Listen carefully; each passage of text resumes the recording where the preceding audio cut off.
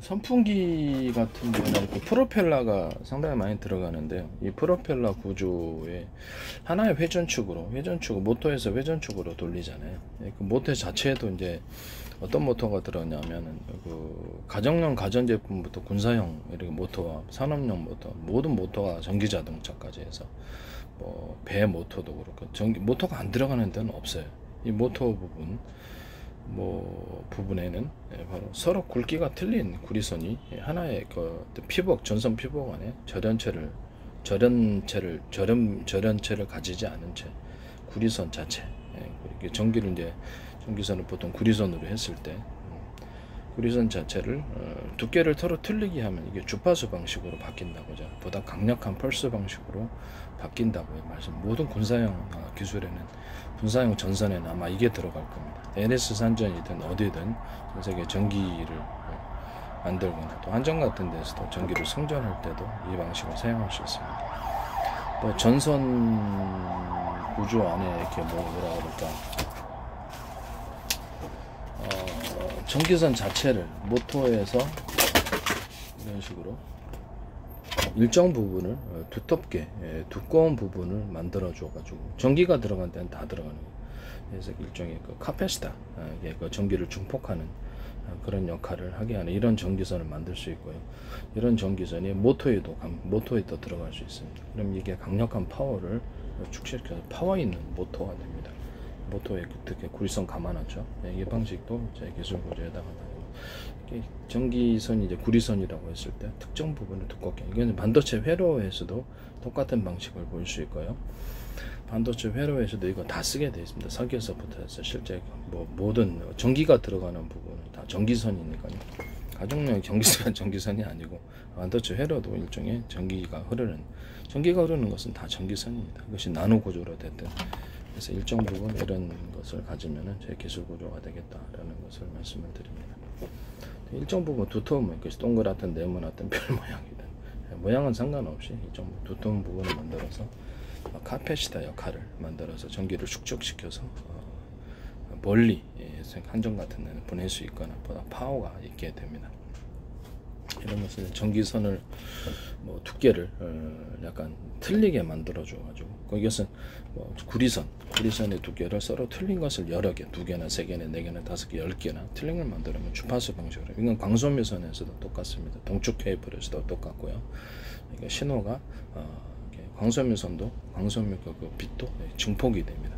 이 방식을 저기 UV 장치에서도 쓸 수 있고, 모든 레이저 광원이 필요한 데는 다 쓸 수 있습니다. 조명 부분에서도 레이저 공격기다 그러면 서로 구경이 되는 레이저 빛이 나오는 구경 있잖아요.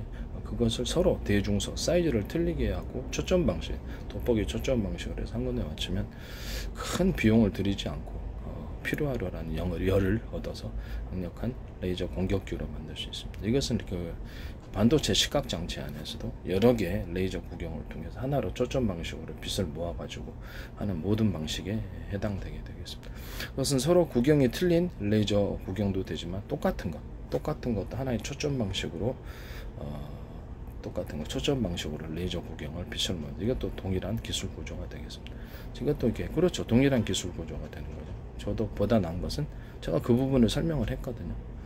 그래서 똑같은 어떤 구경을 가지고 하나의 초점 방식으로 해서 레이저를 공격기 만들거나 용접기 만들거나 이렇게 할 수도 있어요.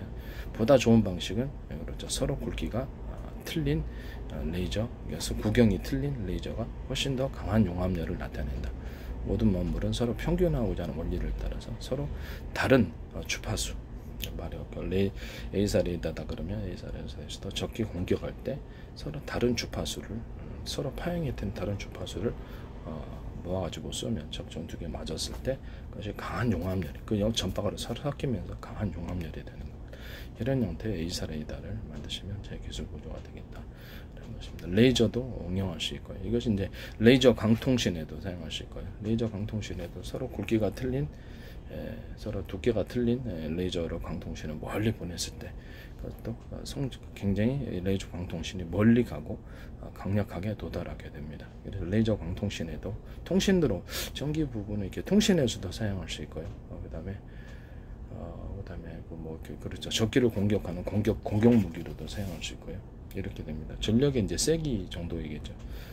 통신으로 사용할 때는 전력의 세기를 좀 약하게 하고, 그다음에 공격 무기로 레이저 공격기, 전파 무기 공격기, 이렇게 에이사 레이더 이렇게 쏠 때 서로 파형이들 여러 개의 전파를 먹는다는 거죠.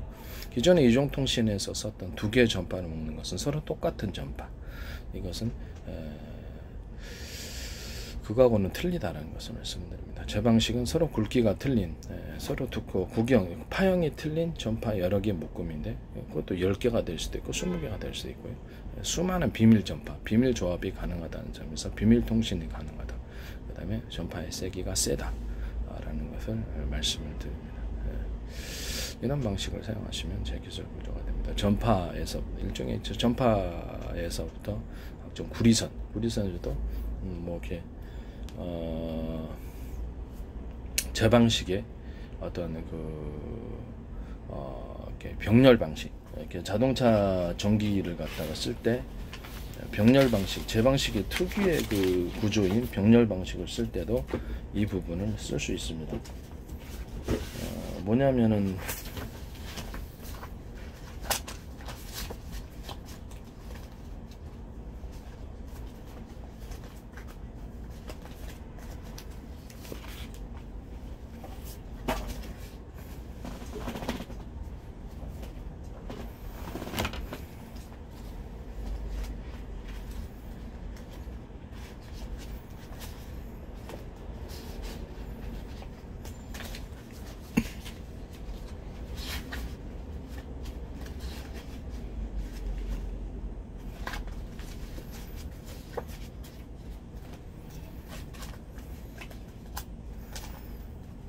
찾으려니까 그냥 그리는 게 나을 것 같은데.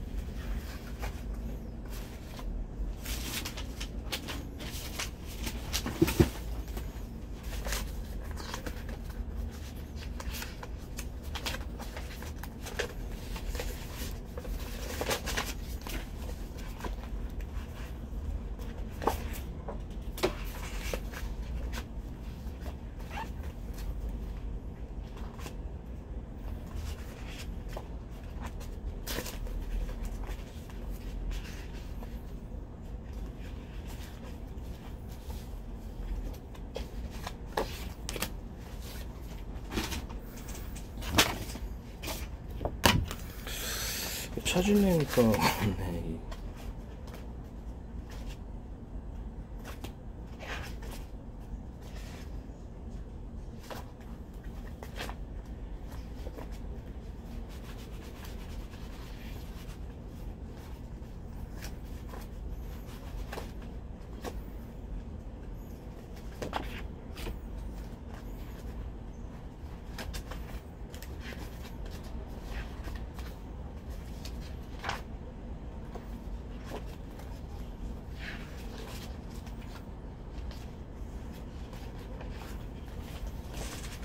이게 찾으려니까 없네요.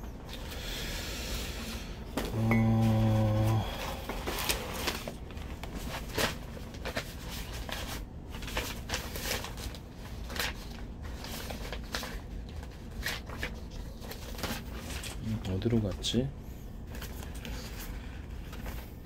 여기 있네.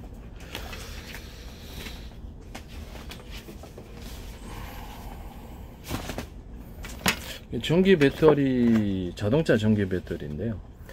여기 보면 현재 있는 자동차 배터리를 갖다가 8개로 물적으로 실제로 분할을 하고 각각 격벽을 따라서 각각 보관을 하고, 전기 그러니까 보통 한 덩어리로 되어 있잖아요. 그거를 이렇게 격벽 처리를 해서 각각 보관해. 8개가 됐든 몇 개가 됐든 4개가 됐든 그건 회사에서 알아서 하실 일입니다. 2개가 됐든 3개가 4개가 됐든 분할을 하는 구조, 격벽 구조 안에 갇혀서 하나가 이렇게 배터리가 이상이 생기더라도 다른 건 살아서 움직이도록 그렇게 하는 구조입니다. 발열이 일어나는 부분은 그쪽으로 이제 전기도 단락을 시키고 산소도 공급을 안 해서 화재가 나지 않도록 하는 방식입니다.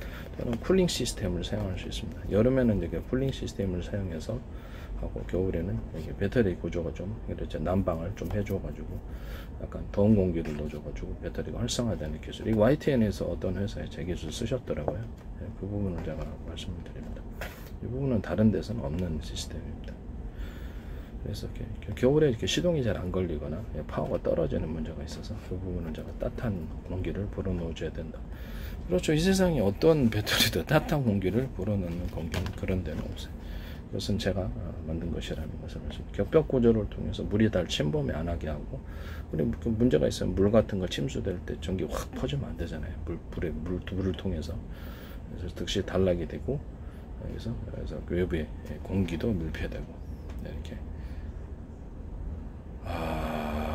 뭐 그렇게 되는 거죠. 그래서 뭐 약간 이런 식으로 격벽 처리가 가능하다. 그다음에 이렇게 배터리를 물적 분할을 통해서 주유소에서 충전될 때 콘센트 방식 아시죠? 네, 콘센트 방식으로 해서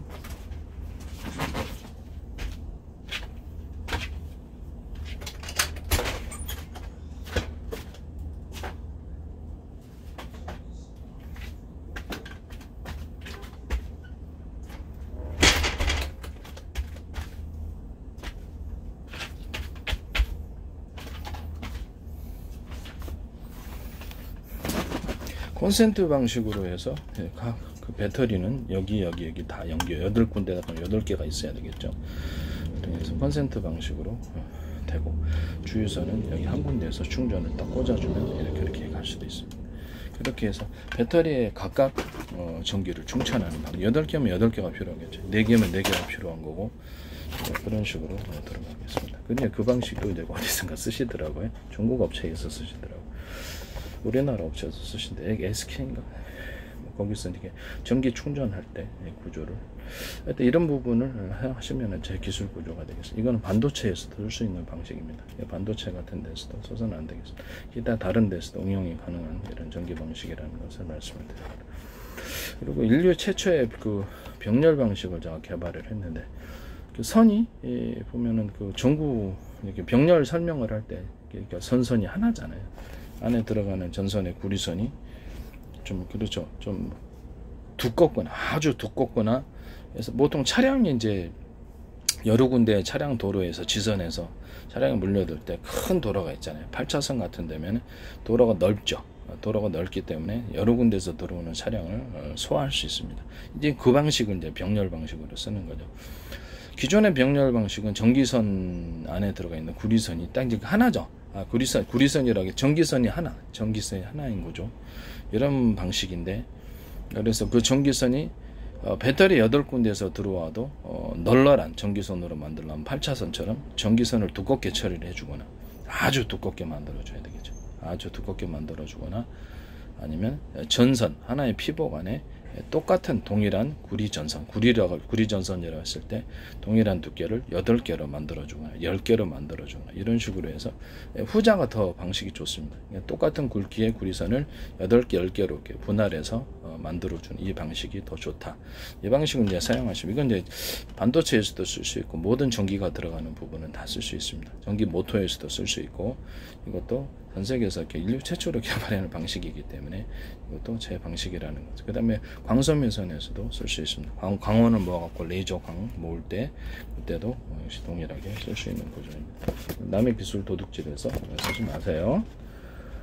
이렇게 도로를 넓힌다는 거죠. 그 중에 이제 도로를 넓힐 때는 이제 모터의 특정인 모터에 들어간 특정 부분을 동일한 굵기 하나의 전선 피복 안에 굵기가 똑같은 구리선들이 8개가 10개가 들어가는 도로를 넓히는 구조를 가지고 있어야 됩니다. 그래야지 이런 배터리가 8개 되는 데서 이렇게 전력이 한꺼번에 들어와도 수용을 할 수 있도록 도로를 넓혀주는 개념으로서 두꺼운 구리선을 써주든지, 아주 두꺼운 두 구리선 똑같은 굵기의 두꺼운 구리선을 그렇지 10개로 만들어 주든지, 또는 뭐